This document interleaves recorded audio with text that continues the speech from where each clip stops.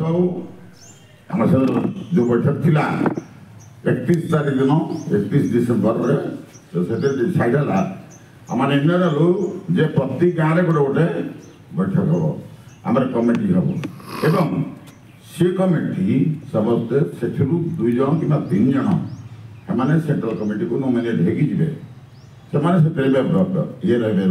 Member हो रे कि किए प्रेसिडेंट के सेक्रेटरी हो पारती किए को जानला एणु मोर अनुरोध जे आज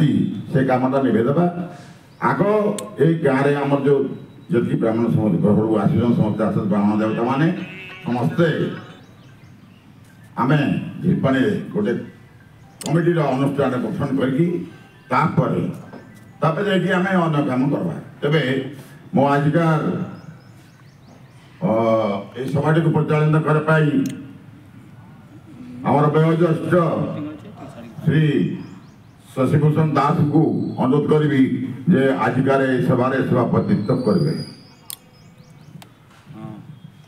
मुझे प्रस्ताव को समर्थन कर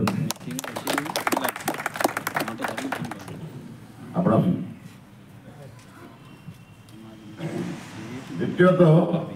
से आजिकार सभार सभापतित्व करेंगे किंतु आमर जो जी अच्छा भितर आम कौन कौन हम मुझे आपको जड़े चेयरमैन जन प्रेसिडेंट जन वर्किंग प्रेसिडेंट 2 जन वाइस प्रेसिडेंट जन जनरल सेक्रेटरी जन जॉइंट सेक्रेटरी जन ऑर्गेनाइजिंग सेक्रेटरी एवं 3 जन जन ट्रेजरर कैशियर जो कहुए एवं 3 जन मेम्बर हो 11 जनिया गोटे कमिटी आम गठन करवा सी कमिटी सदा बेले लोकल आमर जो झिलपाणी जहाँ भी भल मंद से विषय सी बुझाणा करी सब बुझाणा करी सेंट्रल कमिटी जदि तार असुविधा है कौन सी प्रकार असुविधा से समाधान कर पारा ना तेरे सी सेंट्रल कमिटी को जो मैंने जनइब सेंट्रल कमिटी आसिक आम बसिक भी समस्या आम बसवा ये नुह जे कई जन 2 जन नुह जिते जन पार्बा आसवा से जिनटा को कौन सी प्रकार समाधान करवा यहाँ ही मुख्य उद्देश्य होची आमर ब्राह्मण समाज जब सब समाज जन जन आज सब समाज गठन नहीं पार्टी ब्राह्मण समाज कहीं पछे रही यह आज मोर मूल उद्देश्य मोर मूल कारण मूल प्रश्न आपण जे निहाती पक्षे आजिका बैठक में आपण मैंने समस्ते वर्तमान मो सभापति को विपद कही सारापर जाकि सभा कार्य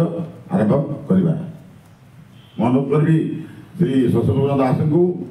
ये कि विपदा आमको उद्बोधन देवे और यार मूल उद्देश्य विषय से सी भी थे भूल लिखाई से शशिभूषण दास भी थे तेणु से अनुरोध करी विपद सी कहे।